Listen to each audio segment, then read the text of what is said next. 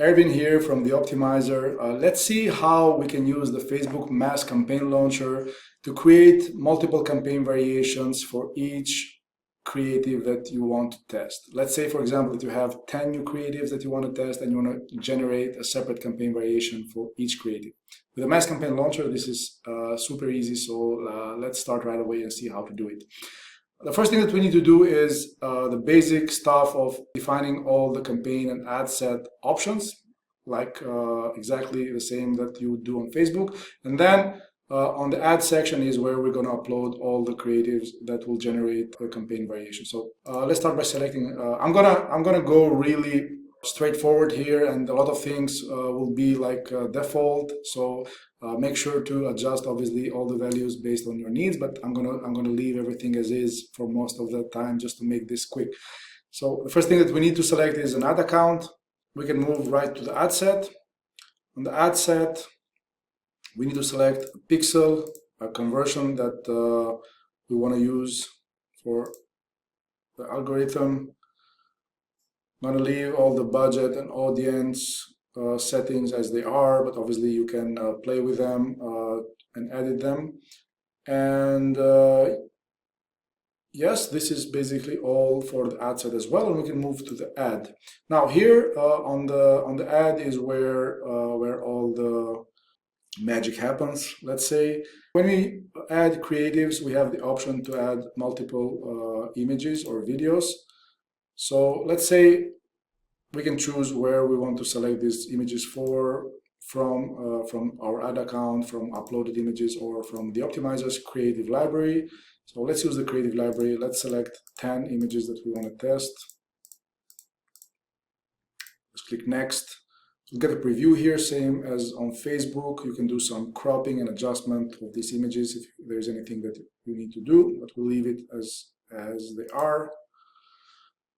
Now, here, as you can see, there are 10 images uploaded, and if you click on the variation preview, you'll see that there are 10 ad variations that have been automatically generated. And in the next step is where we're going to tell the system to use each ad to generate a separate campaign. For now, let's scroll down. You can add your primary text and headlines and descriptions as needed, call to actions. We need to add a website URL, which is required. We cannot move forward without doing it. And we need to select a pixel for the optimization purposes. All right, so that's it. We have built the base campaign structure. We have one campaign, one ad set, and this ad set has 10 ads. So now let's move to the manage variation section, which is the section where we can do all the necessary adjustments to generate 10 campaigns out of this structure. Right, we need to select a Facebook page as well, right? On this section, on the manage variation section, is where you get an overview of all the variations that have been created. Obviously, on the left here, we have a single campaign now, but if you generated multiple campaign variations, you would see them here. And we have a single ad set, but again, if we had generated more than one ad set, we'll see all the variation of the ad sets here. We have the option here to turn off variations that we don't need to be included in the final campaign uploading process. So if we see a combination of images and text, etc., that we don't like, we can turn it off. But the interesting section for us here is this configuration section. The configuration section basically allows us to redefine the campaign structure. As mentioned now, our campaign structure is one campaign, obviously one ad set, and this ad set has 10 ads, but this is not what we need. We need instead 10 campaigns, which each campaign has one ad set and one ad. So here is, by checking this restructure created campaigns, is where we tell the software that we need a different structure for our campaigns. We need to create campaigns with, for example, one ad set and one ad. And if you see here at the bottom, it already says a total of 7 campaigns will be created now instead of 1. Why 7? Because we turned off 3 ad variations here, so these ad variations will be excluded from being used in the final campaigns. If we turn these on again, 9 campaigns, probably we uploaded 9 creatives. Let's see, 1, 2, 3, 4, 5, 6, 7, 8, 9. Yeah, all right. We have uploaded 9 creatives instead of 10, but the logic is the same. So by restructuring our campaign structure, we tell the software that we need this, take this main campaign structure and reformulate it such that it will generate more than one campaign. If we do here one campaign with one ad set and 2 ads for each ad set, then 5 campaigns will be generated.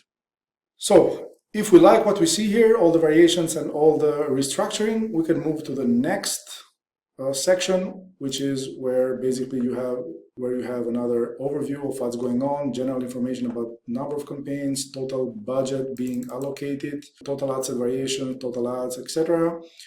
And this automation section here where you can add rules, automatic rules to your campaign. So if you have rules created already in the optimizer, you can attach to the newly campaigns that will be pushed to Facebook rules so that as soon as they start getting traffic, automatic optimization will run right away and you're not going to miss anything. If you don't add rules here, then you'll need to remember once these campaigns start getting traffic to go and apply your automation to the rules. It's a good thing to just add your rules here. You can search for the rules, select the whole group and add the whole group of rules. Now, here we have a preview of all the campaigns that will be created, which are a total of 9 campaigns. And each campaign, as you can see from this pop-over, has one ad set and one ad. Now, one thing that you might have noticed is that all these campaigns have the same name: new campaign, new campaign, new campaign. This is because we didn't play around with names at all. But obviously, this is not ideal because ideally you would want some more meaningful campaigning names where basically you would need each campaign to tell you on the name right away which image this is for. One way that we can do it is by using our naming template. So if we go back, the first step, we have a naming template for each section: campaign, ad set, and ad. So here, instead of having this new campaign, we can edit a prefix like test 9 creatives. And then we can build a dynamic template on top of this where we say, all right, apart from this, attach the ad set name. And the ad set name, we're going to build it also dynamically. We're going to remove any prefix because we don't need it. The only information that the ad set name needs is to include the ad name, because the only information that we need to be available on the campaign name is basically which image, which ad this campaign is for, so that we have at the end 9 different campaign names based on the different images that are split testing. So here, the only information that we need on the ad set name is the ad name. All right, we have created also a dynamic template here. And let's go on the ad. In the ad, basically, the only information that the ad template name needs is the image information. So image variable name in this case. We can remove this. We can add